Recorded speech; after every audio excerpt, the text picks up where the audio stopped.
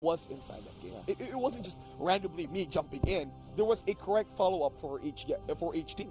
And there you have it. As we're speaking, Vici Gaming and TNC Predator are already on their way, already on the drafting phase. So Midnight, Shadow Demon.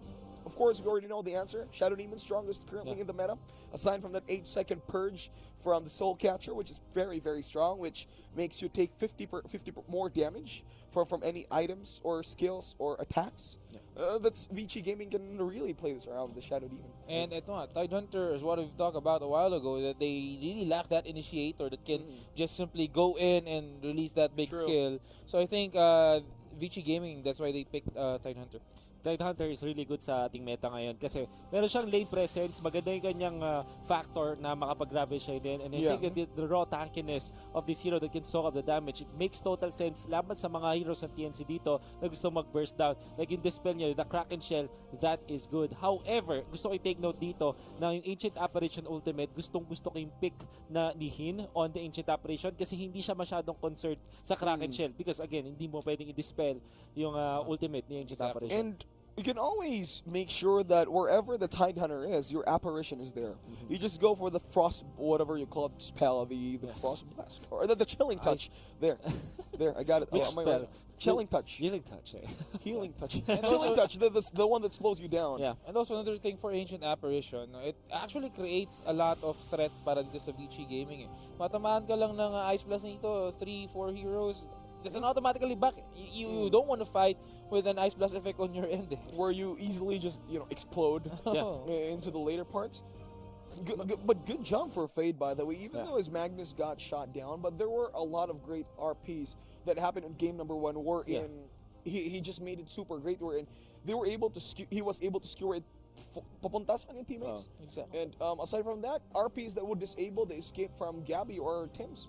I think yung nakita natin value mula kay Fade is ginawa na niya lahat ng kaya niyang gawin. Kasi to be fair, TNC sobrang ganda ng workaround nila around Fade. Pero si Fade nakakuha pa rin ng mga crucial na mga reverse polarity. Kahit solo lang sa isang life stealer, okay na rin eh. Tsaka yung nga naman, sinabi mo, the skewers, everything. He did everything he can. It's just that kulang din talaga. Kailangan mo kasi ng additional lockdown eh. Follow-ups, lockdown, something that just makes you, whatever you do, it's not enough.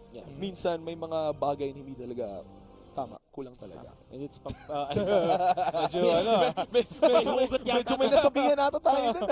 Okay. Now, wow, Bristleback. Ito medyo surprise ako. Hero na hindi rin concerned mula dun sa ating Tidehunter kasi yung lahat ng damage output niya, I think it's not dispellable yung Quill Spray stacks. Not only that, yung Warpath damage, hindi niya mapipigilan yun because of, again, it's a passive. And also, Bristleback is a very good counter against Tidehunter na sobrang kunat na hero. Well, there is a possibility that we could be seeing a Bristleback mid.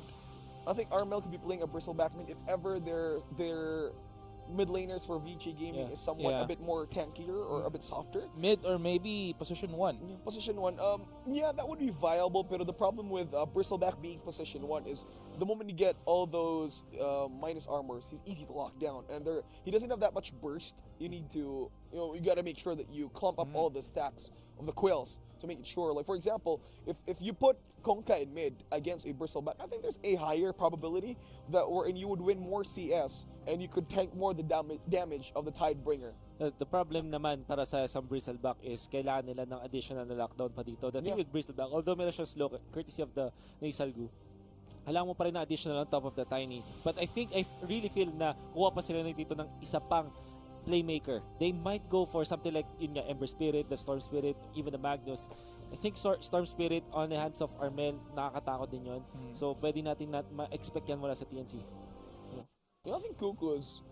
I have a big feeling that this Bristleback is going to be mid, but if not, I think Kuku will be taking the offlane. Can be. Although... I mean, that's a staple pick. Although I think that it's going to be Gabi. And eto na, eto natin. Could be an offlane Danny, could be an offlane Shaker, pero feeling ko offlane Shaker. And this is my favorite part, by the way, pag TI. Kapag napick ng Earth Shaker, sinakasabayan nila yan eh. Instant drum. Yeah, makikita nyo sa background, pumapalakpak na yung ating mga friends from China there. I don't get why. They call it the Bull Demon. That's how they call Earth Shaker. For Life Stealer, though, looks like Vici Gaming want to show TNC how to play Life Stealer, perhaps.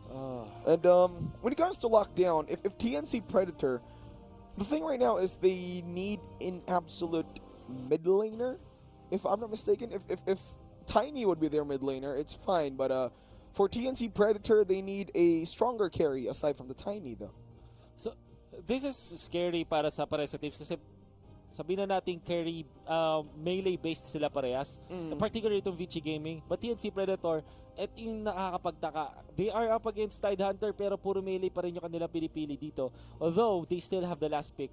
Feeling ko, they have to go for a long-range hero na maganda yung good enough reach like Lina, like TA, even Storm Spirit at a certain point. Kasi they would really have a big problem going up against Tide.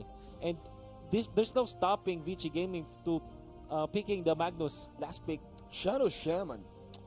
A guaranteed ban. I'm pretty sure Vici Gaming would be looking forward for more faster objective runs for pushes. Exactly. Because Vici Gaming right now, the thing lacking for their lineup is some kind of attack speed. Yeah. If you can't match attack speed, why not get a support that would actually make it more faster to kill towers? Or aside from that, you can disable other cores from the other enemy team.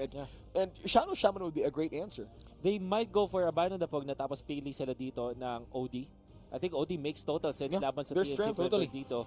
It's a really good pick. Pag nag-BKB siya, hindi siya concerned about sa members ng TNC Predator dito. That would be a really amazing pick for Vici Gaming. And they could just, they could transition the Kunkka to be position 4 if they're going for an OD mid. Exactly. So there's no problem in that one. If TNC though, the thing about right now is is TNC going to be having the last pick? Yes, they They are. Yeah. So if they're going for OD, I mean TNC Predator, they could go for. Let me see. Mixed TA. They banned OD themselves. Wow. Okay. Okay. So that's pretty strong.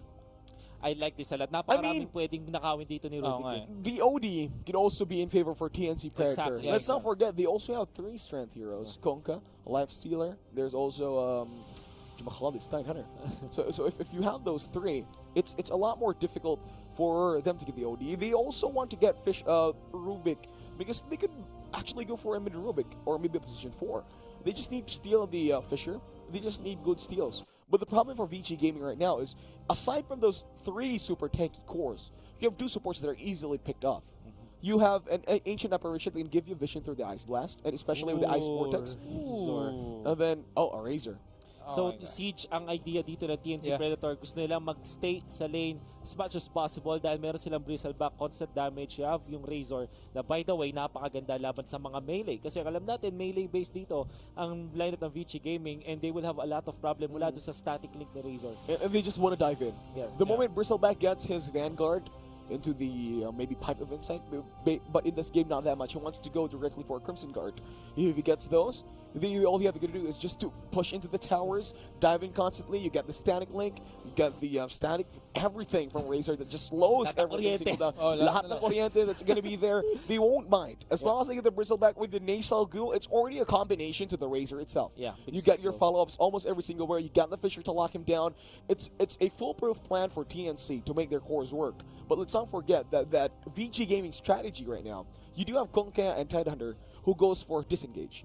Well, and also from initiation. There's also disengage in that one. But from both of you two guys, who do you think is going to win? Is it going to be a 1-1 or 2-0? I think TNC, Who do you 2-0. Definitely from the draft, kung ako papapiliin saan ako maglalaro, I would rather play sa lineup ng TNC. Mas madaling i-execute, mas may sense siya. Although, meron tayong time na magdidip na naman yung kanilang power spike. I mean, negative power spike, I would say. I still feel na dahil TNC to, kaya pa nilang pakita sa late game. I think that's what we saw in the previous game. Nevertheless, I think TNC will win this game. From minute 0 to 30 minutes, there was nothing going on in the game. It was solo pickoffs after solo pickoffs. It was after 40 minutes that they decided to just clump together and fight. That was the difference. Right now in game number 2, we'll be seeing how these players will be actually fighting it stronger and even better this time. TNC got the ins and outs of Vici Gaming. Vici Gaming does do the same. They have found out the strengths and weaknesses of TNC Predator. But with new lineups coming in from both teams, we'll see how they will wrap around each other and try to get the best and who can destroy the first Ancient first. And right now, TNC Predator will be playing on the Dire side. And Vici Gaming will be playing on the Radiant side. So there's a bit of a mix around. So I think that's about it. So there you have it, ladies and gents. I think we're going to be heading into game number 2 of series number 2. Heading over to our casters, Wolf and Graham. Take it away. Well, thank you so much, Juicy, Brucey, sa isang juicy na panel. Juicy. At kami na inyong magiging casters, Wolf and Graham, Yes. for TI9, isa sa mga pinaka-importanting events sa eSports. Sabi Not nga only nila, that sa Dota. Yes, ano yun? Pasko ng Dota. Pasko Oh. na ang Dota. Pasko ng Dota. Day number 2 nating playoffs, Graham. Sobrang excited na ako dito. Super excited. And also super excited ako mag-cast kasi I really want to cast Definitely. beside you. Actually kahit dati pa nung nag-umpisa ako mag-cast, they told me nakaboses daw kita. So, Ay, oh. baka isang boses lang may ririnig nila. Oo, Ganun. dalawa po kami. Oo, dalawa po kami. Pero let's check on the lineups muna dito. TNC right now. TNC, that's gonna be an AU, Ancient Apparition. And I'm not quite sure. I think that's a Tim's Earthshaker. No, hindi po nilalabas Teams, yung ano eh. actually, tignan natin mamaya pag nag-hover na kasi hindi natin napansin kung paano kanilang pwestuhan. So, it's fate. Support Rubik tayo. Hindi tayo makakita ng Okay, core support Rubik. na Rubik. Support Rubik, this means na core yung ating Kongka. So, right now, TNC, sa mga hindi yung nakaabot kanina, no? Panalo ang TNC 1-0 after a 70, I think that was 75-minute match kanina, no? Oo. So, At least, haba. ito na, nakikita na nga natin. So, Kuko ang ating Tiny. Offlane Tiny tayo. Teams, ang kanyang Earthshaker. It doesn't matter. Malupit pa rin. Ipapakita nila for sure. Gabi on the bristleback. Ito yung makita natin. The tempo is quite fast para sa TNC. Ibig sabihin, mas mabilis yung kanilang playstyle na gustong laruin. And I'm really excited to see kung paano nila i-execute ang isang Razor lineup. Isang hero na hindi pa natin nakikita madalas. Pero alam natin, napakalakas sa ating recent meta. And strong against, actually, sa mid lane, no? Medyo. Can easily run down yung mga heroes. Although, kung ka naman, pwede niya itaboy itong si Razor with that natural damage with the Tidebringer. Pero ito na nga, early static link on the mid lane. Ori being denied by those damage. Ang pinakamalaking problema na dito ng Vici Gaming is yung kanilang lane. Hindi nila alam kung sino itatapat nila sa bristleback. Given din to sa Razor. Siguro ang pinakakaya na lang nilang ipanalo na lineup dito is against yung Tiny. Pero yung Tiny malakas pa rin yun. Still, it's gonna be a hard lane para dito sa side ng Vici Gaming. Ito ba nga lang pressure. Tatlo laban sa isa. Binubugaw nila dito ang bristleback. Pero bristleback, masaya pa. Although, we have to take note, wala pa siyang passive. Pero on the top lane naman, hold down dito. Eto si Paparazzi, Life Stealer trying to run out away. AU, body blocks right there. Pero that's not gonna be enough. Gonna hide under the tower. Wow, okay, Ori. Ang kanyang idea dito para malaban ng isang Razor is lumayo sa static link as much as possible, but every time na wala yung kanyang static link, doon niya ipe-pressure. Doon siya magta-Tidebringer, mag-right clicks. And to be fair, Razor, masasaktan pa rin siya sa Kongka. To be honest, napaka-technical ng all three lanes natin. No? Talagang it all comes down to that small skills na meron yung mga Yeah. yung mga players natin eh. Exactly. Sobrang based sa mechanical, as you're saying. So, makikita din natin na yung Tiny, dun sa may top lane, dahil meron siyang tulong ng Ancient Apparition, mahihirapan din yung kanyang kalane doon. At do note na melee yung kanyang katapat, so pwede pa siyang ma-olats doon sa top lane. Another problem that I see dito sa lineup ng Vici Gaming, no? Parang they would hesitate to always go in. Kasi nga, sabi natin kanina sa draft pa lang, no? Na medyo melee-based itong Vici Gaming, and you have the Razor that can static link, tas meron kang bristleback na mag-i-spawn ng cool spray. So, it's gonna be hard. I think it all will come down dito kay Yang on how yung mag-initiate yung kanyang Titan search. Napakagandang Fisher naman. Makapatipin na si Ori. Papunta sa kanya sa Torre. Para at least safe siya at hindi niya kailangang umuwi. Very least gagamitin niya kanyang salve. Makakabalik niya siya sa lane overall para makapag-farm pa. Unfortunately, napakagandang hit sa play nun. Pero eto na nga sa may bot lane, Gabby just dominating this bot lane against two heroes dito. Although Tidehunter, medyo lamang lang siya sa denies, no? But still, healthy pa rin itong bot lane ng TNC. So Armel right now getting that Tidebringer damage. Pero there's Ori dumadive in dito. Cooldown ng static link in a second. And they will now go back. Samantala, nakikita natin ang stacks na available para sa TNC na pwede nilang kunin. Although, Vici Gaming should contest yung mga ganong stacks. Ang sinasabi ko dito is yung bristleback, kayang-kaya niya mag-transition papunta dun sa mga ancient stacks or kahit anong neutral camp dahil sa kanyang bristleback na passive. At pwede yung source ng farm para sa TNC. While in the mid lane, pressure. Ayan. Katulad ng Radiant, katulad sinabi natin about the stacks, pinakita ng ating mga direct dito, yung Radiant stack na, again, very crucial para sa TNC. Pero ito si Tims, no, just roaming around the map, trying to find this first blood para dito sa TNC. And I think Teams is doing a good job since kanina pa. And just look at the positioning by Teams dito. Yeah, this is actually in the middle. Itong si DY, pero there goes your disruption. What will they do? Teams right now will try to run away. This is a very small play na gusto ko lang i-take note. Ang ginagawa nila dito is si Teams, pinipilit niya na i-block yung camp na yun para hindi makapag-pull yung kalaban. And yung isa naman na counter play na ginagawa ng Vici Gaming is bago pa makapag-hatak ng creep wave, etong si Teams, pinapalubog na niya para hindi nga naman makuha yung aggro ng mga creeps. Pero funny enough, no, tumayo lang si Teams sa may spawn box. So may creep stack din ang Dire dito somewhere around the map, which again, pwedeng kunin ng isang Kunkka because of the Tidebringer. Pero makikita natin eventually na magde-develop itong game na to kung paano kukunin ng pares sa teams yung early na economy. Ibig sabihin, paano sila mag-control ng lane creeps at saka ng jungle creeps, kung paano nila i-farm yun. Kasi I really feel na yung TNC, gustong-gusto nila ng early start dito sa game. Once na nakuha na ng mga Blink Daggers itong TNC, I think they can initiate eh. Kahit Blink Dagger lang kay Tyner, kay Earthshaker, that's gonna be a big power spike para sa TNC. Nakikita natin, stalemate para sa teams. Pero sa may baba, Yang right now will be frozen and that's gonna be first blood. Gabby taking that kill, first blood on the board para sa TNC. Okay, that was really a big mistake mula kay Yang. Hindi niya nirespeto yung fact na napakalakas nga naman sa Blizzard backpicks mo. And like we said, napakaganda ng laning stage para sa TNC. Lamang talaga yung core nila. Kahit saang lane mayroong kill potential, siguro least na nga itong kill potential sa mid. Pero meron yatang kontra dito ang Vici as they wanna go for Armel. Napakagandang Fisher naman doon. Kailangan pa rin si Armel dito. Isang shot. What that of the Rubik on the side? Actually pulled back Armel near that tower. And TNC will lose Razor on that. And nagulat ako nandun yung Razor bigla. All of a sudden, nandun nga naman si Fade at yung harang na ginawa ni Teams. Yari pa sila dahil doon because of the Fisher. Napakagandang play mula kay Fade. And dahil dyan makakakuha ng first blood ang Vici game. Actually, first blood. Second na kill ng ating game, I mean. Pero eto na nga. And Teams and Gabby mukhang nagbabaksa dito sa may mid. Google will try to get etong mga libreng gold and experience dito. But I think TNC is now trying to do a wrap around. Yeah. Teams is actually here. Makikita, napap. Naka-invincibility etong si Fade. So alam ng Vici Gaming to, and this might be bad para sa side ng TNC. Google will receive that disruption into that torrent. Will actually hit.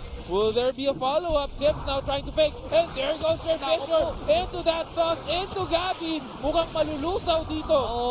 Etong si Shadow Demon. Plus the stacks. Pati pa yung stack. Saktong-sakto pa. Napakagandang value observer wards mula sa TNC na spatan itong mga stacks mula sa Vici Gaming. Dalawa pa yung mahuhuli nila. Nako po, pinakaawag ang mga tropa mula sa Vici Gaming. This time, TNC, Pinoy Pride, sila naman ang sasako. And there goes the Fisher again. Ori, medyo delikado dito, but the torrent will actually hit. And that's an auto disengage right there para sa side ng TNC. But still, TNC looking so good early in this game. Napakaganda at nakukuha nila lahat ng kanilang kailangan dito. Bukod sa maganda yung kanilang laning stage, nakakuha din sila ng knockout na stacks. And this time, like we said, sila naman ang sasakop. Vici Gaming, ano ang kanilang kontra? Sila pa rin, nasa kanila pa rin ang kalamangan in terms of overall gold. Pero nakikita natin na yung mga cores dito ng TNC, maganda naman ang buhay. Super ganda ng buhay, no? And actually, parang nabakante nga saglit yung baba kasi napilitan yung Vici Gaming na mag-respond dun sa may shrine area nila. Pero pinakamasakit dun, etong Armel might be in danger, pero there goes your Fisher to block yung additional aggression na pwedeng ibigay ng Vici Gaming disruption. Tims again will not die, but again Tims saving his teammates for the end time. Yeah. Tims. Iba ang kanyang mastery ng laro, iba rin yung pinapakita niya gamit itong mga initiators na to. Basta bigyan mo ng setter itong si Tims, nako, maganda kanya ipapakita for sure. Pero ito, yung stacks dito ng TNC is medyo malaguna ang ating grabe, payaman. Ito talaga literal na payaman. Payaman ang mga miyembro ng TNC at walang magawa ang Vici para mag-contest dahil ano nga naman ang pwede nilang gawin? I think mali nga yung kanilang ginawa na nag-stack sila sa sarili nilang jungle nang walang protection ng mga wards or anything. Kasi napakalakas ng invade potential mula sa TNC. Super, no? Kasi etong si Gabby just can easily run down. Pero ito, paparazzi, toss back, yung creeps doon. Sabi niya, sa'yo na yan. Pero ito, magbaback na on the backside naman or the bottom lane. Mapapatay na naman itong Rubik. easy transition sa tower damage o kaya siguro pwede nga sila maka-overall push dito. At mukhang kaya na nga, ginamit na nga yung offensive glyph. For more at this Tims, nakabang mula doon sa high ground. Slow down, samantala si Gabi, tamang nakaw lang. Sabi niya, akin ang mundo, akin ang mapa. Pero Tims will actually evade that torrent. On the other hand, Ori, this might be bad. Ori, he might fall down. And there goes Razor getting that kill. Fade right now, delegado rin dito. Walang magawa ang Vici Gaming against dito. Kay Bristleback. Pero ito si Armel might die right here. Pero this sustainability is still there. Hindi pa mamamatay. Ito si Armel, naghahabol pa rin. Ito si Gabi, Kuku right now. Will get that avalanche toss. And will get another kill for the side of TNC. Di pa tapos si DY tumatay ng TP. Sinabi ko, Tims, akala ko si Tims siya yung tiny kanina. But this time it's Kuku. Same hero, same impact para sa TNC. Nakita natin yung kanilang range gauge potential. And as you can see, power of the Razor. Bigyan mo ng Wraithman, bigyan mo ng Bracer, ang hirap patayin. And you have to take note, hindi natatanggal ng rage yung static link. Yes, hindi nakaka-cancel ng rage yun. So, I think that was bad for Vici Gaming. Siguro kung nag-back na lang sila doon and nag-disengage na lang sila, that would have been better. Pero actually, walang stuns available kasi Tims has already used his Fisher tsaka itong kanyang enchant totem eh. So, they can TP out. Eto na, 5K nagsimula si Bristleback. Tingnan natin kung hindi yan makukuha niya dito. I'm guessing akit siya to 5,800 net worth, maybe? Or hindi pala. Mga 5,600. Grabe, yaman na ni Gabi. No? Tatalikuran lang talaga. 5,600, let's go. Oo, hindi. 5,583, malapit na. Muntik na. Pero ito, mga 5,600 to dito sa next script. At rune control din para sa TNC. Really commendable. Nakita nyo yung gold per minute ng mga players natin dyan na hot na yung pag-farm dito ng Lifestealer. This is bad para dito sa Vici Gaming. Pero the toss and there goes Armel. Nalaman mo ba Armel being slowed down? Pero Gabi will be there. Papabagalin din. Etong si Paparazzi and Paparazzi might be in danger. Pero I think TNC staying with that disciplined play is just gonna get the tower. Napakagandang play nun kasi nakakuha siya ng damage mula doon sa Lifestealer at makapag-push siya. Again, this is the 10-minute na siege creep na nakita natin na pwede mag-deal ng mataas na damage sa torre. Kukontra ito ng Vici Gaming. Pero sabi dito ng TNC, okay na kami sa damage na nakuha namin. And Yang right now, mukhang mapipilitan si Yang pre na i-rush etong Blink Dagger, no? He needs that initiation for his team kasi wala silang magawa eh. Sobrang passive ng Vici Gaming without that Blink Dagger. Pero ito, Gabi now trying to run away. Wala siyang takot this time. 6,000 niya, pero meron siyang Vanguard. At lahat halos na damage sa Vici is physical. So talagang pipigilan lang niya yun.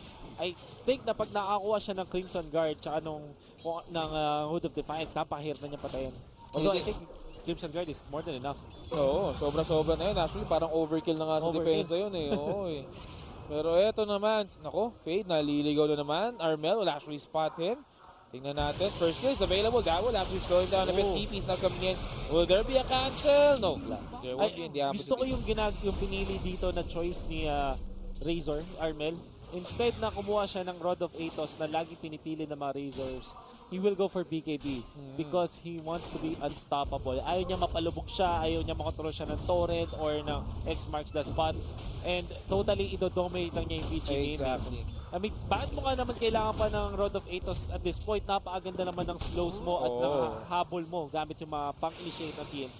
Exactly, no? And I think yun lang talaga yung kailangan ni Razor dito, survivability, yung item sa pampakunat para makahigop siya ng damage. Kasi to be honest, itong Vici Gaming, so far, they can't actually deal any damage dito eh. Kahit anong gawin nila. Yes, you have the Conca Boat and you have the Tidebringer, but still, the question is, after nun, ano? Well, the thing is, yung Vici, pwede naman sila mag-itemize na kontra doon. We know na yung isang Lifestealer, pwede siya mag-Radiance.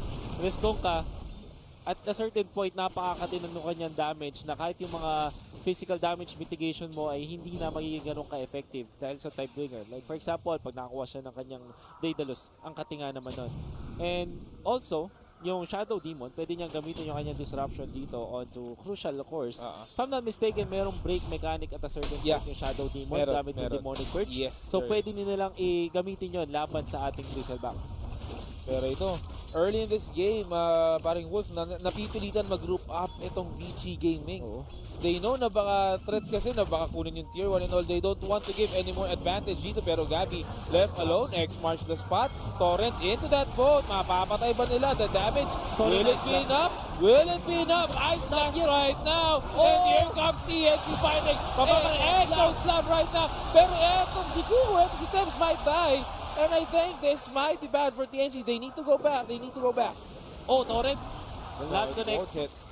Ang gusto ko i-take note dito, ang ganda nung ginawa ng Vici Gaming dahil alam nila na meron silang Ice Blast. TP mo lang sa Rubik was more than enough. Imagine mo kung Razor lang yun, tsaka, imagine if that's just the Kung at tsaka yung ating Life Stealer, it will not be enough. Pero syempre, meron silang Ice Blast na ninakaw ni Rubik, kaya nila napatay yung ating Brace Block doon. It is indeed the next level play. The next level play, sabi nga nila Kuya Dino. Pero ito, Paparazzi, no stuns available dahil naka-rage siya. And that will be a free TP out. And I think TNC might get this tier 1 tower sa may top lane. Overall na nakakuha dito ng Vici Gaming, kaya even pa rin yung ating net worth is because of the Midas mula dun sa Life Stealer. Siya yung talagang the great equalizer dito sa net worth ng Prestige. So siya yung nagbibigay ng net worth. And at a certain point, meron Shadow Demon na pwede siyang i-disrupt, na meron din kasamang Radiance yun. So yun yung pang-shove nila ng waves, maybe to prolong the game.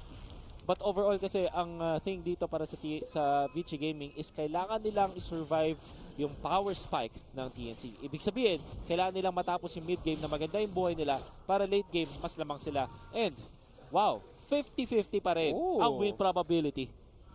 Bihira lang magkamali itong Dota Plus. Bihira lang magkamali ang Dota Plus na yan. Last year sila rin yung actually as far as I can remember, isang best lang sila na medyo nagkamali, yung 3% nila sa OG. 3%, Naibalik ng OG yun. So, dun lang, no, nakita natin yung itong Dota Plus, not that 100% accurate, pero kahit pa paano, it gives accurate predictions. Then again, iba pa rin talaga, nakadepende pa rin talaga sa execution. Gusto ko yung item na gusto kunin dito ni Coco, the Blink Dagger. Pero ang hindi ko lang nagustuhan sa kanya ginagawa is medyo underfarm siya comparably sa kanyang mga cores. I think masyado siya nag-focus sa pag-teamfight. And the fact na hindi siya ganun kayaman bilang isang tiny, doon siya mga problema. Doon sa TP at malaki Ori, hindi aabot ng kahit ang stud. Sayang. Yung avalanche doon ni Coco, muntik na pumasok. Pero ito, sa may natuto na sila kanina, parang Wolf, no? Parang ginagwardya na nila itong jungle area nila dito sa may bottom shrine. And eventually, magkakaroon ng full map control dito ang TNC. It's up to them kung ano nagawin, pero may kontra yata dito. May disruption para mag-set up. Magandang stun. Pero go pa rin nila dito. Ice Blast, ginamit na nga rin. There's the boat. Pero yung Ravage Blast, maganda. Napatay na nandito si Razor. Isusunod yata nila dito si Goku. Nice toss back pero dahil sa Spirit Vessel. At yung hapon na rin ni Paparazzi. Mukhang hindi na siya makakatakas. Goodbye, Goku. Pero ito naman, Gabby now trying to at least get a kill. Fade might be in danger and I think Fade will go down. Hindi pa tapos. Yang is just on the side. Makikita ba ni Gabby? Nahuli ka Gabby right now. I think he saw that skill being thrown. Pero hindi na kukunin ni Gabby. Dalawang core ang nakuha doon ng Vici Gaming. So masaya pa rin sila sa naging resulta nun. I think para sa TNC, kailangan nilang iwasan yung mga ganong klaseng mga paakyat ng high ground. Although, mag-forgive mo sila ngayon kasi meron nga naman silang dalawang obs wards doon. Kaya nga lang yung pwesto ng Vici Gaming mas maganda. Exactly. And teams right now, mukhang 4 staff ang uunahin ni parang teams dito. For I think, that's a defensive 4 staff para dun sa mga carry niya. 4 staff is amazing laban sa mga melee type ng mga core. Siyempre, alam natin na mas maganda na layuan, i-kite mo yung kalaban mo kapag puro sila melee. And sobra applicable yan para sa pares sa teams. Ngayon, ang core lang natin na kaya talaga mag-range is perhaps yung Razor. Pero even then, yung Razor, kailangan up close and personal pa rin siya kung lumaban. And kailangan tanky kasi hindi siya pwede agad ma-burst down. Totoo. Ito naman ang magandang trump card ng TNC. Meron silang control over the Roshan. Alam ba to ng Vici? Mukhang alam nila. Walang Ravage na available kaya ilalaban nila to. Although TNC avalanche into that toss back. There goes Young What Dictos, an X-Mark! but the X-Mark will save them. Echo slap!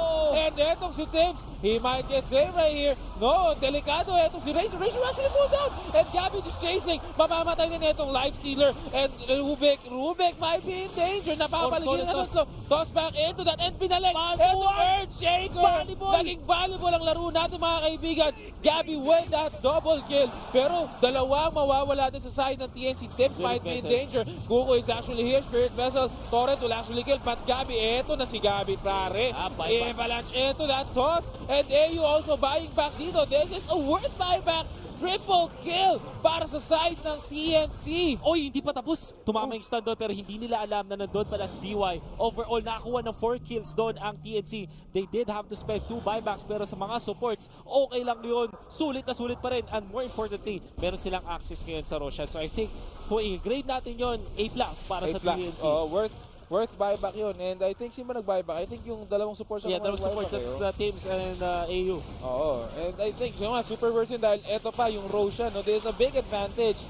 Lalo na sa early game. No? This actually widens the gap doon sa mga yung sa mga team fights pagdating sa early game. And also, pinapabilis na yung fourth Roshan over, para makakuha kayo ng keso ng refresher or the Aghanims na by the way, lahat na ng hero, syempre, may merong Aghanims. Pero lahat mag-benefit. Maganda yung, sabihin na nating Aghanim Scepter on the Earthshaker. Kasi bukod sa meron siyang Blink Dagger, tas meron siyang Ag-Sieve.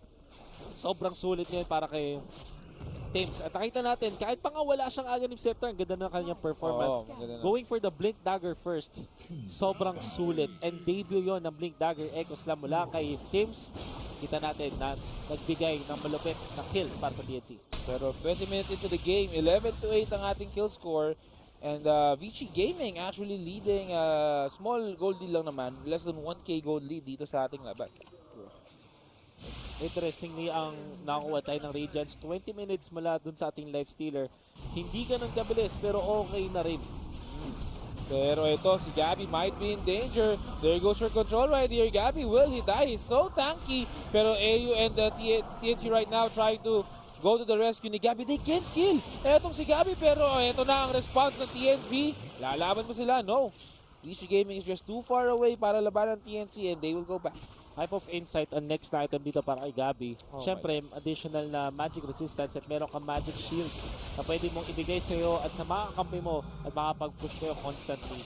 Hindi man ganon kataas pa yung magic damage dito sa Vici Gaming. Yun pa lang yung medyo puhunan nila dito. At kahit yung Radiance and yung damage mula sa Life Stealer, mula sa Radiance mapipigilan na nga naman ng Hood of Defiance. Exactly, pero ito, i-defend ba ng Vici Gaming to? Gusto mo yung ginagawa ng TNC dito na tinatry nilang mag-poke ng mga tore kapag meron nga naman silang catapult.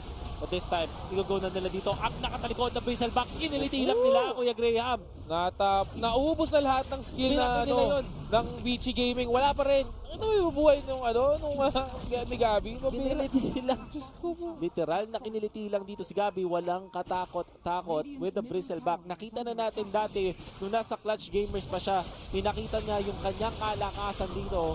Pero the stun into that ice blast will it hit? Yes, it will hit. Pero that's too much damage. Gabby right now will fall down. Armel naghahabol pa dito. BKB is up. Pero delikado etong si Yang. He will the disruption. It actually saved him right there. And BKB etong Aegis will be popped round 2 para dito sa side ng Vici Gaming and TNC. And here goes TNC right now dishing out the damage. But the Fisher will trap kasama si Razor doon. That's TP canceled. That's actually almost 3 heroes. Actually 3 heroes kasi may Aegis eto, but etong si Tim safely TPing out. Double mabakal para sa TNC. That still is a very bad fight. Kailangan nilang i-respect yung damage ng Vici Gaming, especially kapag may Ravage na. Every time na may Ravage na available, dun sila nangyayari. And I think that para sa TNC, kailangan nilang hindi lumaban every time the Ravage is available. Siguro, tama naman yung idea. They want to force the rotation. Ay, tamo si Gabby dito, cold-blooded. Nakakita siya ng target, ginawa agad niya. Kaso nagdikit-dikit sila doon. Nahuli na dalawa. Using that Ravage, nakaharap si Bristleback. Kaya nga naman siya nayari doon. There was a giggle play mula sa TNC kung saan tinos nila si Armel. Gamit yung Razor. at hindi pa niya napatay si Tidehunter. I think kailangan kumalma dito ng ng TNC. No? They need to calm down. Kailangan ma-realize nila na lamang tayo eh. Let's just widen the lead. Huwag tayo maging careless. Huwag tayong bumalik dun sa dating TNC, di ba? Kasi minsan ganyan yung dating TNC na medyo careless. Pag alam nilang lamang sila, they're just parang bahala kayo dyan, let's go, push tayo. Pero they need to control that one. Midas efficiency mula kay Paparazzi. 99%. Grabe naman. Kanina, si Gabi, 97%. Sabi niya, mas matindi ako. Oo. 99%. Only 11 seconds yung nasayang sa kanya. Nanalo ako ng 1v1. Ano ka ba? Sa bagay. Efficiency is key para kay Paparazzi, and slowly, nauungusan niya ngayon si Gabi. There will come a time na mahirapan talaga dito ang TNC in terms of fighting, pero hindi pa yun yung time. I think that until mga 30-minute mark, dun sila mahirapan. After yun, dun sila mahirapan. And I like yung BKB na choice na dito para kay Bristleback, kasi wala naman talagang pang-control ang Vici Gaming na tagos sa BKB apart from the Purge.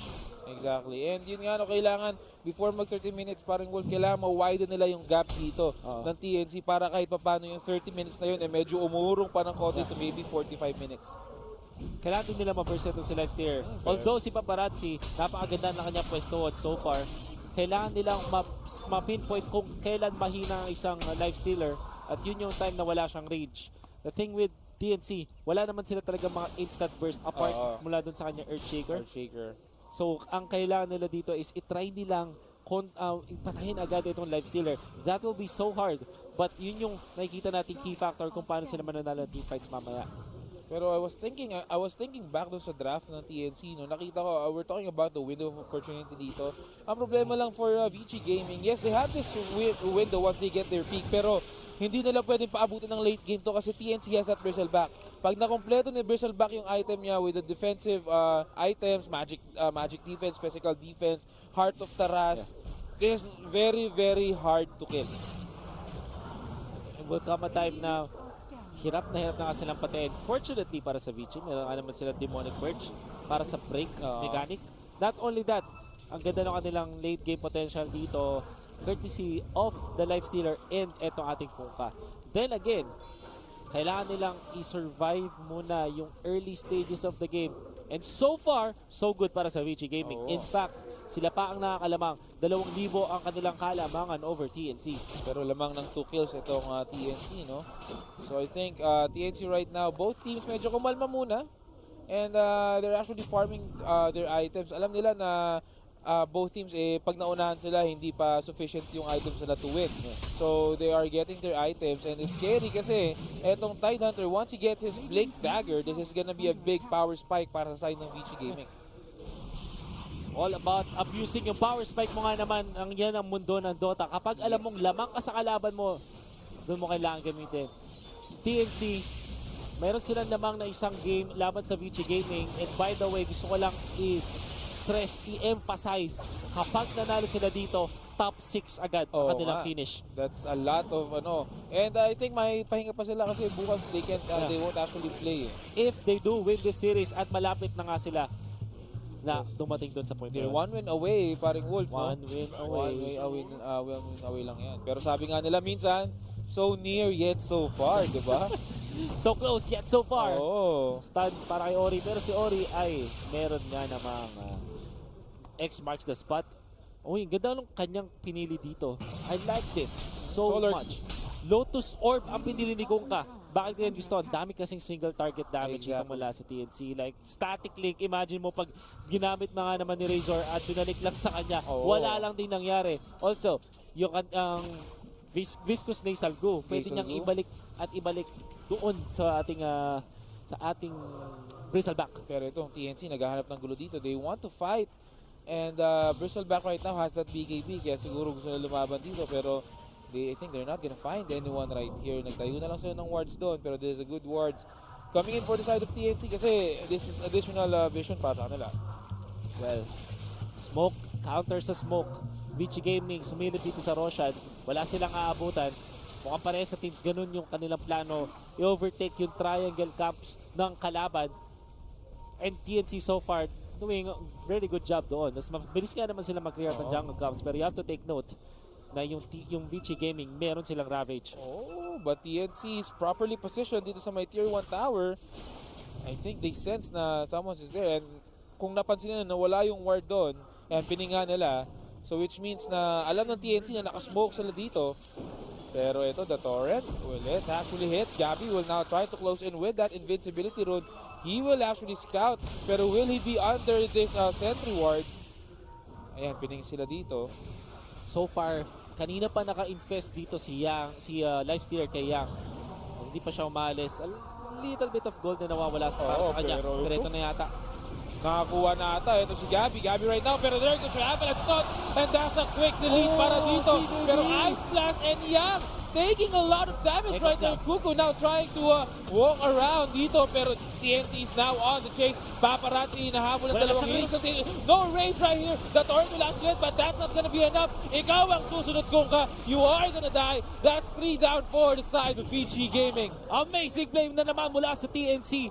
Alam nila yung kanilang kalakasan, which is yung kanyang BKB, double BKB on the side of TNC. Hindi nagamit yung Ravage, pero hindi sila tinamaan because of their magic immunity. More importantly, in-abuse nila yung fact na kapag wala nang ang rage, doon lang sila mag-initiate. Do take note, hindi pa nga sila nag-commit doon ng kanilang echoes lang, pero ganun pa rin. Now, Fade will be safe dahil nandun si Yang. Parang siya. Tama pa tayo. Tama ulti lang. And I think there's gonna be a tier 2 tower para sa side ng TNC. Roshan is up.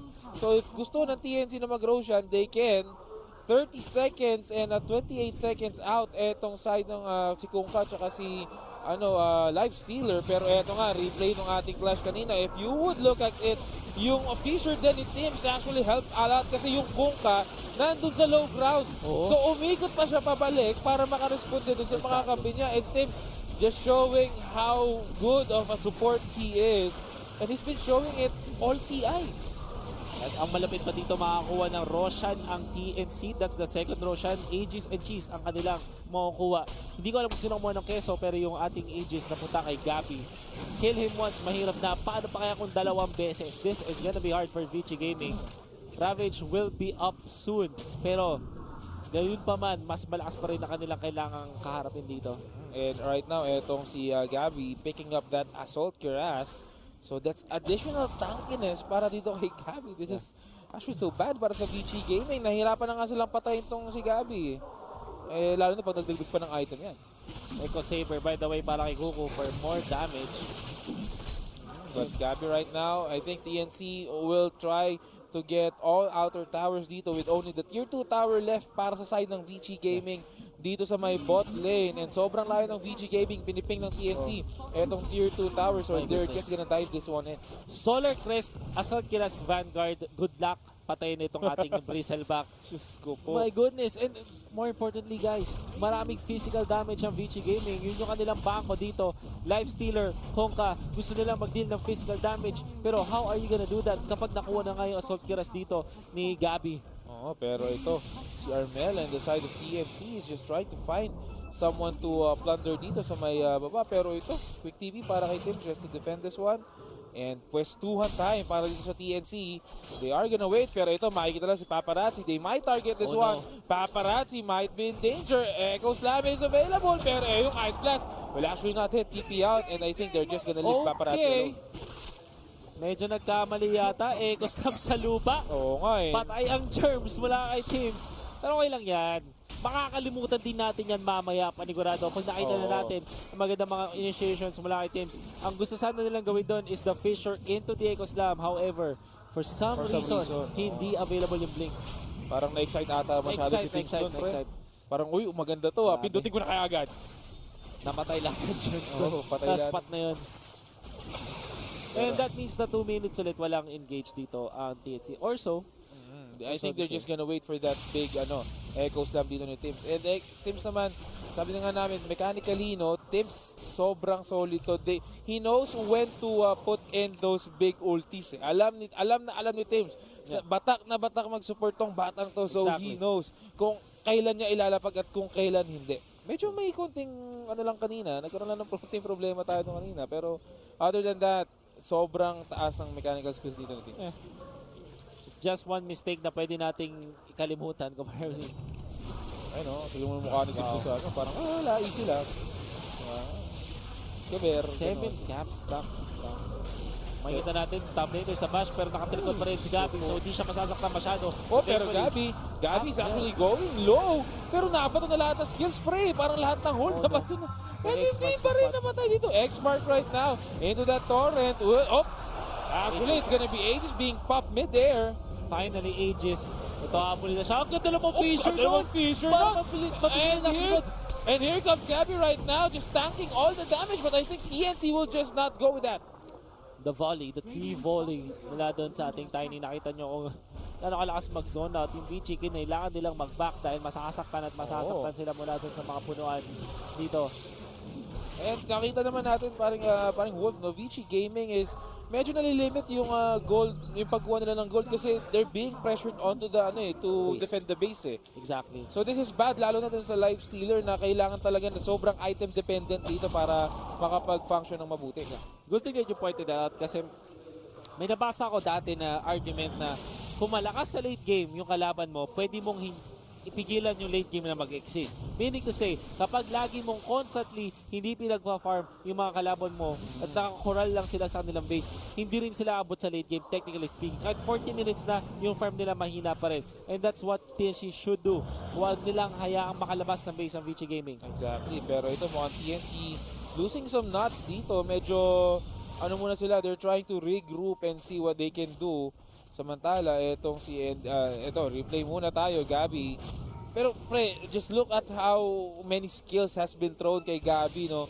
Before na-pop yung Aegis. Yes, na-pop yung Aegis, but after that, ano? Diba? That's the question eh. And this is not yet the peak dito ni Gabi. Pero to, speaking of Gabi, Torrent will actually nakaharap siya. This might be bad. Ravage right now, it will hit, and Gabi will fall down. And kanya-kanyang sibat na itong TNC. That's a big win para dito sa Vici Gaming. Isang napakalaking kill. Isang kill, 1.1k ang napupunta sa Vici Gaming. Dahil nga naman marami silang tao doon. They did commit the Ravage pero sulit na rin. Dahil nakuha nila yung pinakamayaman na hero sa ating game. And more importantly, makakuha sila ng 3 bounty rune on top of it. Exactly. Also, mapipigilan nila yung pag-snowball talaga ng TNC dito. Every kill na ginagawa nila kay Gabi is really, really good. And this also will take time, pero ito nahuli. Ito si Tims, or yeah, it was actually Kuko by the way. So Kuko will be forced tap out. No? Yung sasabi ko nga kanina, this will also make space para dito kay Life Stealer. Dahil nag-3 volley siya, nakita siya bigla. So kaya siya na-lift. Oh, so that's akala ko kahit within the 3 volley ka, hindi ka makikita. Oh no! Oh no, this is bad. Armel right now is caught. Canceled it. And Yang actually. And here comes the X-Mark to spot. Mukhang nga ibibigay na ng TNC to, but still, BKB will be up at the bash.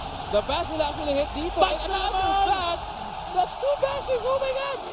Home court advantage para sa Vici Gaming. Oh, ganun ba yun? Pag may home court advantage, mas mataas din yung proc chance mo. Double bash. Eto Grabe na. naman yun. We hear the Chinese crowd just screaming in enjoy doon nung namatay etong si Armel dito. Oh no. And this is bad for TNC. That's a lot of momentum being transferred into Vici Gaming. Oh, definitely. From a dead even, ngayon, 5,000 agad na lamang na Vici Gaming. And like we said, konting times lang na mapatay nila yung mga important cores para sa TNC. Kaya-kaya nilang manalo. Napakalakas ng early game advantage ng TNC. Pero pag hindi nila kayang pumunta sa late game na maganda kanilang farm, wala rin kwenta yon. And Vici Gaming knows that perfectly well. Yang, napakagandang panakot nun kay Armel kasi alam ni Armel baka masastan lang din ako control, so might as well mag-cancel na lang ang TP. Bash number 1 and bash number 2 off the cooldown. Beautiful home court advantage wala sa Vici Gaming. Si Payne, pati si Gabi, naka-braces pa yan. And eto na nga, paparazzi right now, meron ng assault kay Ras. And yung kanyang basher nga is already active. No, next item niya would be the BKB. Very good item, additional defense, no, para hindi siya mamatay within clash or hindi siya madaling mamatay within clash kasi mostly din naman ang damage ng TNC is more of that yung magic burst damage eh. They don't have that physical na strong damage talaga unless makakuha ng damage etong si Razor. Oh, you have to take note. Walang true strike ang TNC. So yes, yung evasion talent ng ating life stealer on top of the Radiance ay magiging problema para sa kanila. Pero eto na nga, Yang and Ori right now just sweeping in or sweeping out eto mga creeps nila dito, neutral creeps sa may jungle. And 15-12 ang ating kill score, 6k gold lead para sa side ng Vici Gaming. Grabe. Sa isang iglap, nagbago ang lahat. Oo. I think meron pa rin namang fighting chance dito ang TNC. Meron pa rin silang assault cuirass on this Bristleback. Kaya pa nila mag-team fight. I think yung third Roshan, napaka-importante rin yan. But, BKB, pinurchase na dito ng ating life stealer. Ibig sabihin, ayaw niya talagang magpa-control mula sa TNC. Kanina, sinasabi natin na mahina siya outside of the rage. Well, ngayon, meron siyang rage, meron pa siyang BKB. So, good luck talaga sa pag-control ng life stealer na yan. Oh, so that's if a 10 second BKB plus ilang seconds yung rage? 5 seconds? I'm not quite sure. 8 seconds. So that's 18 seconds. Yeah. Now you're magic immune. Exactly. Ang tanong natin dyan for TNC, anong gagawin ng TNC dyan? That's unless bumuo ng battle type Tiny itong Siguko na pwede naman kasi sobrang sakit ng damage. Pero ito Gabby will actually spot itong si Yang doon and just will quickly blink out. Right. Ang nakikita natin ngayon, it looks like Basher into Abyssal Blade ang gustong gawin dito ni Gabby to make full use of his Vanguard para sulit naman yung kanyang purchase na yun. And all of a sudden, na-overtake na nga ng ating life stealer yung farm above the Bristleback this time. It's a very big problem. May nahuli dito. TK agad sa mabilis pero napakang stun naman mula doon kay Teams. Wala pa rin extra nerve dito. Ang ganda naman ng toss na yun. They follow up onto Yang. Hinahabol na nga nila dito but the BKB will stop that. 3 volley ginamit na rin dito. Nasasaktan si Paparazzi. Kailangan niya lang mag-back. Nasasaktan na rin siya.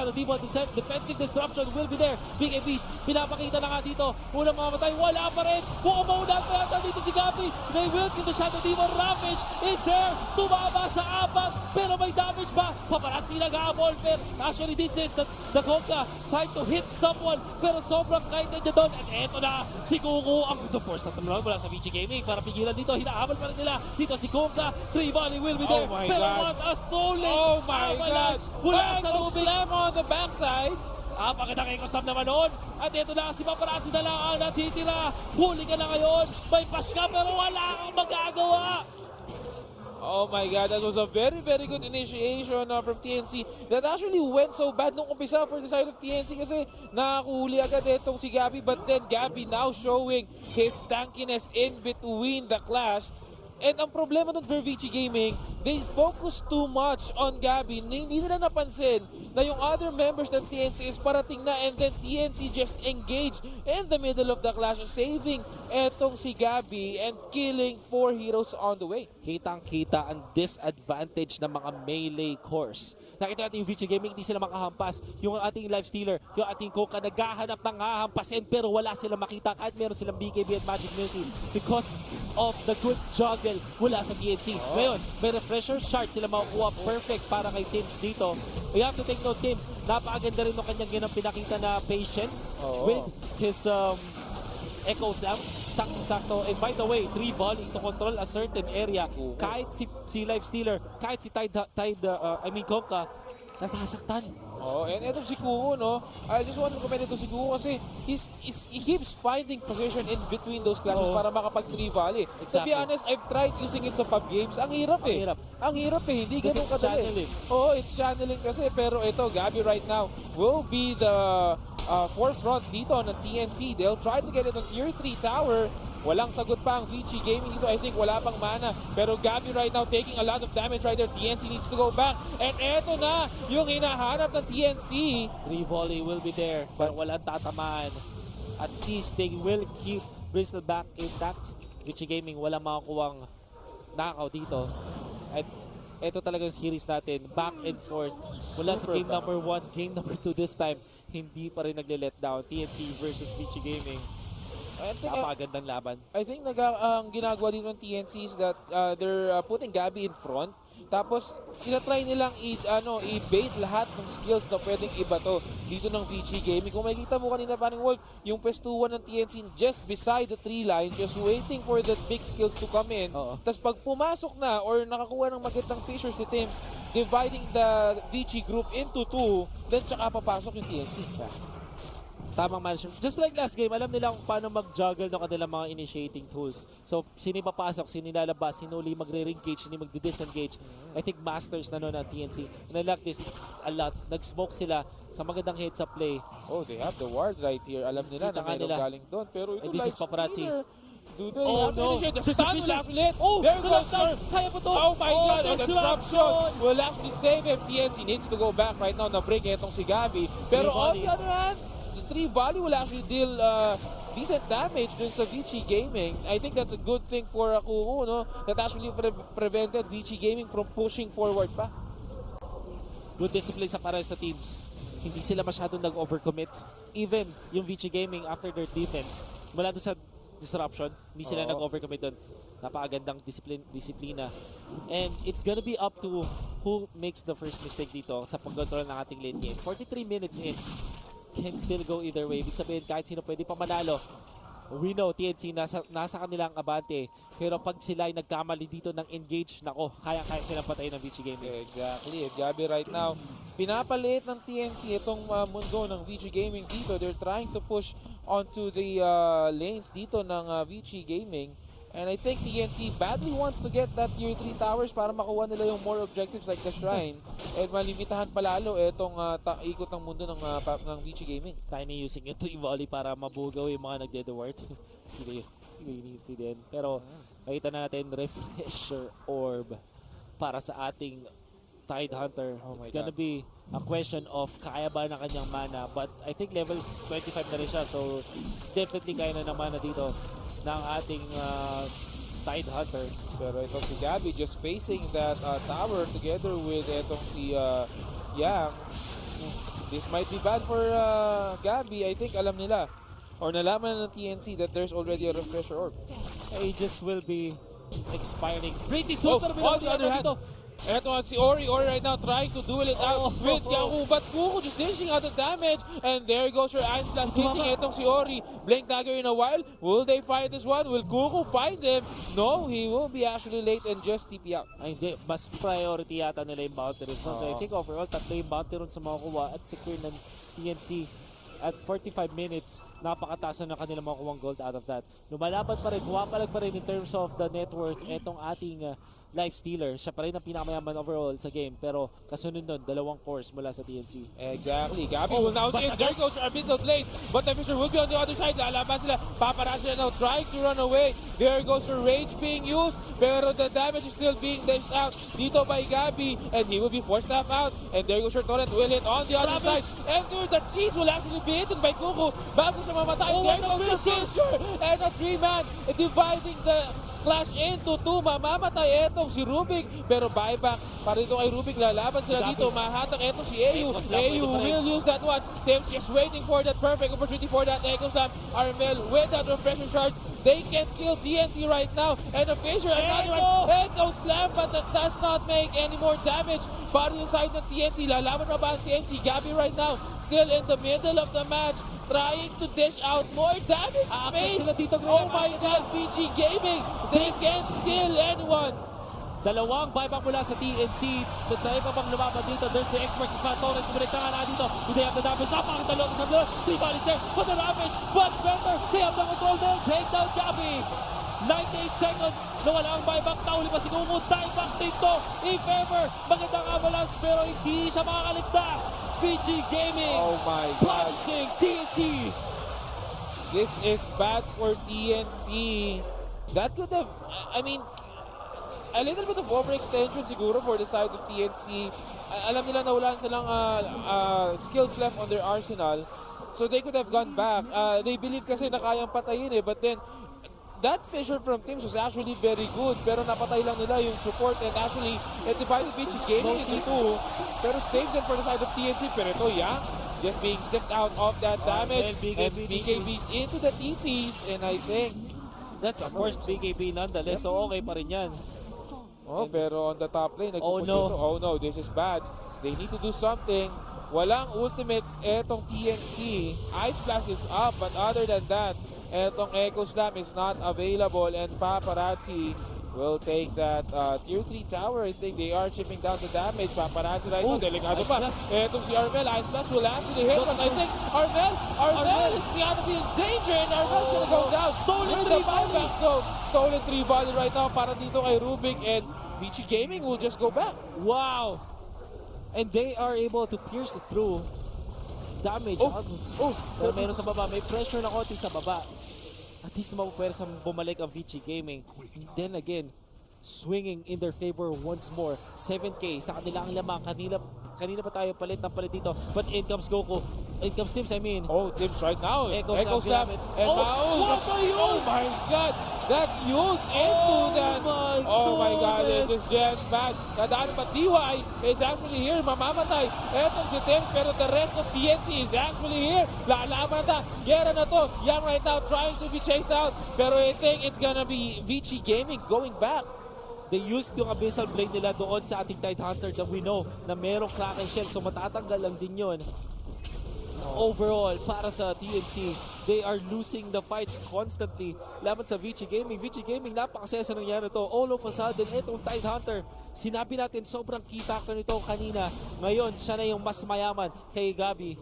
And that is bad news para sa TNC. Exactly. I think TNC is being overconfident. Akala nila siguro hindi sila agad mababurst down ng Vici Gaming dito. I think the TNC needs to stop to be overconfident kasi dun siya nadadamay. Normally, when you don't have this kind of heroes for TNC, nagbaback sila eh. Yeah. Nagre-regroup sila, pero hindi yun nangyari ngayon.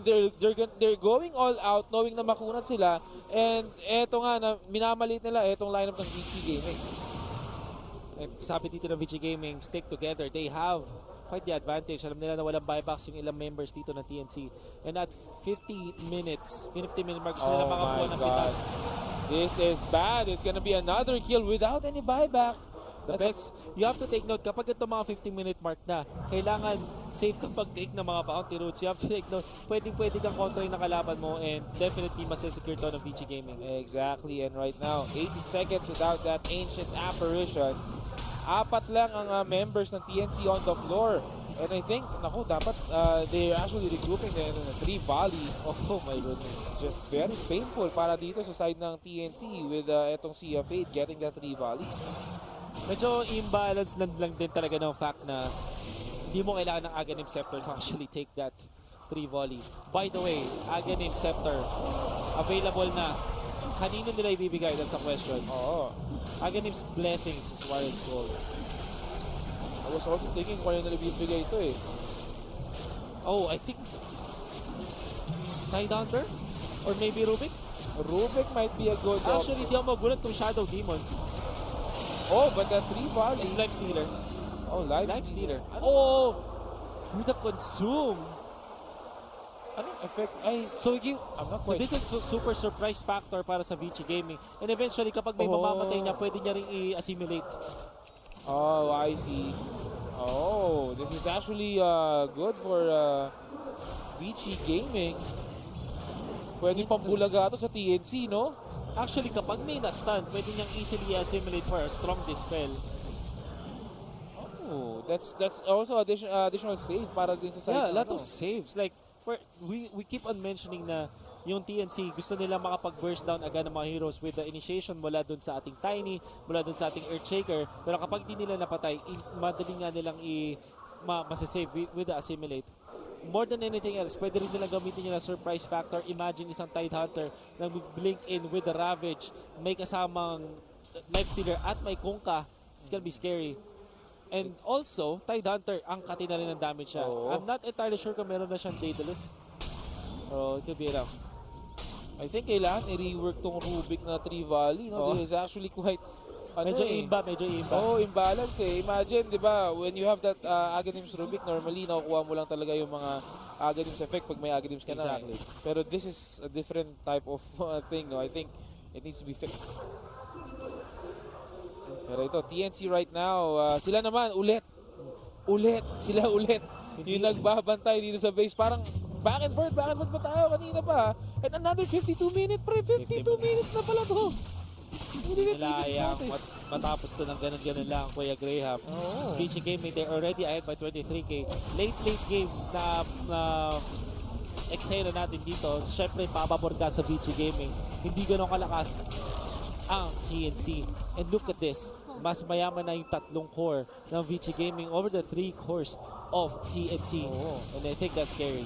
And 24k gold lead na. Refresher Ang, Orb and Refresher Shard, man. Oh my god, this is scary para sa side ng TNC.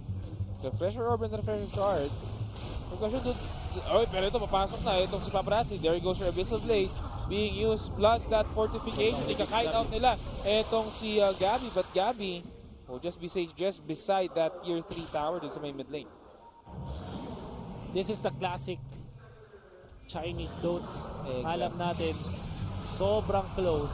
Paparazzi, this is a good fisher, by the way. It is a good fisher. And paano na-responde? Itong side ng Vici Gaming. Pero, uy. Actually, nakalabas itong si Paparazzi with that force out. And he knows na meron siyang arcane rune, kaya pwede niyang gawin yung rage tapos right click sa torre. If you remember, back in 2017-2016, ito yung Invictus Gaming strategy na si Burning, na magre-reach lang siya tapos hit ng torre or Blade Fury hit torre. And dahil meron siyang arcane rune na napulot, mas madalas siya makuha yun. This is scary. Double damage tsaka haste. Oh my god. Oh no. Pag nakuha ng Vici Gaming to, dyan kay Life Stealer, this is scary para sa side ng TNC. How are they gonna stop itong si Paparazzi?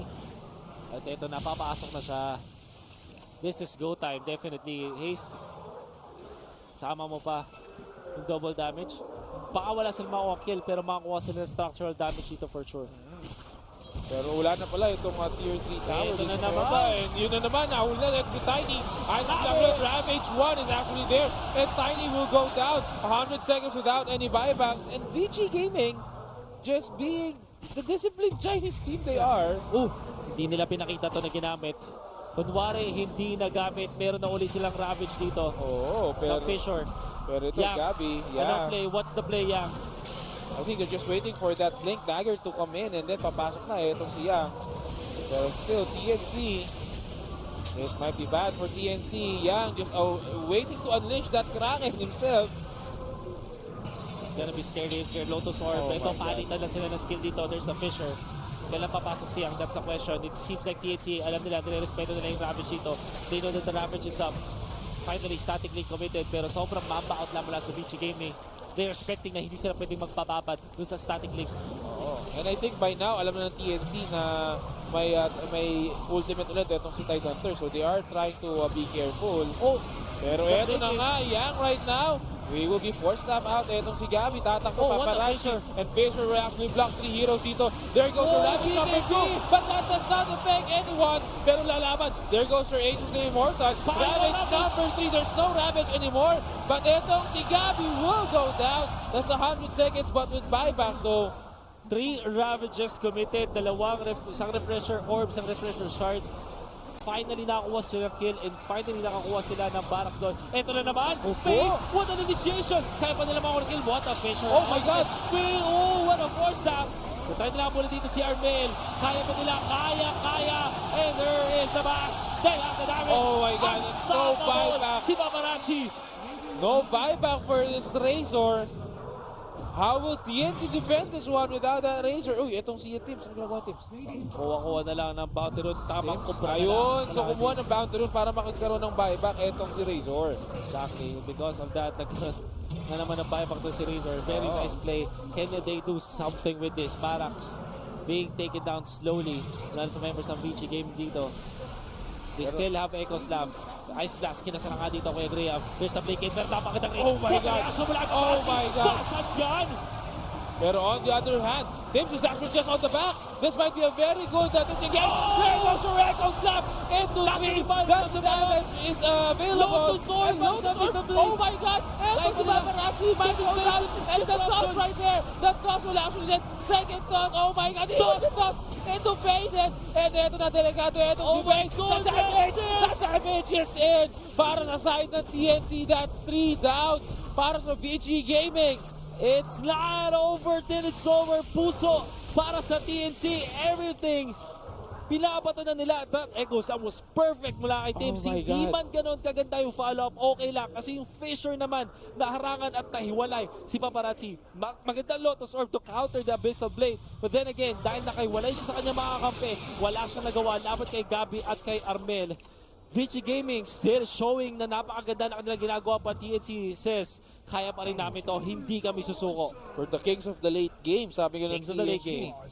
Pero tingnan natin dito, Tims right now with that so beautiful Echo Slam on the back. They didn't expect na si Tims is mapupunta dun sa likod eh. My goodness. This game is just way too good to watch. Oh. Itong series na to, closest I've seen in a very long time.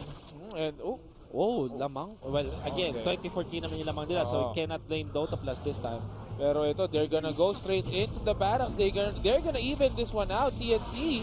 At titignan natin, buyback right now being committed para dito kay Rubik. Hindi pa nako-commit yung buyback dito kay Life Stealer tsaka kay Tidehunter. Tidehunter, 17 seconds with that Ravage available. Pero TNC will now go back. Barracks, set of barracks at least na even out nila. So, Gucci na rin para talaga sa TNC. And they are more than happy with this result. Pero ito, Gabby right now will now interrupt ito. Pero ito, Gabby will be pulled back but a quick force snap out.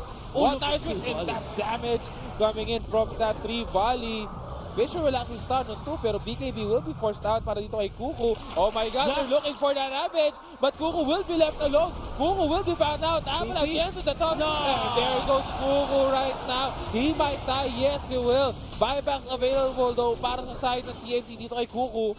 And they will just be safe dito sa kanilang mga towers. Overstay for sure para sa TNC. Dapat hindi na niya in-attempt a 3 volley solo kill yung Rubik na yun. But because of that, napunish na siya ng Shadow Demon. This will mean that Vici Gaming will Oh march. my God, Armel, Armel. you need to go back, Armel. Ravage is actually there. Pero tamahan din itong si ES. Double Ravage right now. And that's without buyback.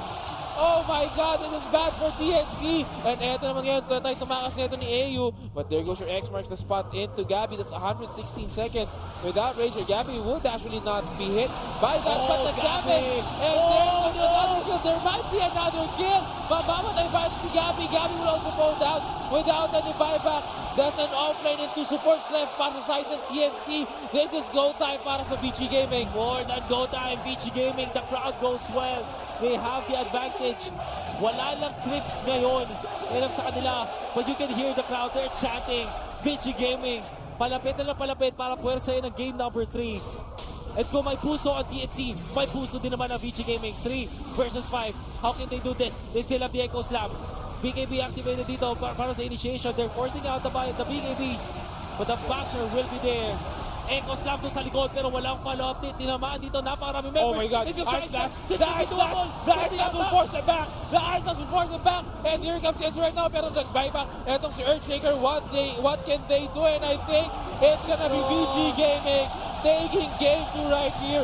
Sweeping the base of TNC. We will go on to a game 3 mga kaibigan. And VG Gaming putting those final touches. And there goes VG Gaming. Game 2, VG Gaming. This is the international. The quality of the games. Upper bracket match. Dalawang games na natin napanood. Dalawang intense matches. Nagkamali ako ng prediction but it's totally okay. Like we said, yung win condition ng TNC, hindi nila na-achieve. And Vici Gaming took over the late game. My goodness. I'm lost for words.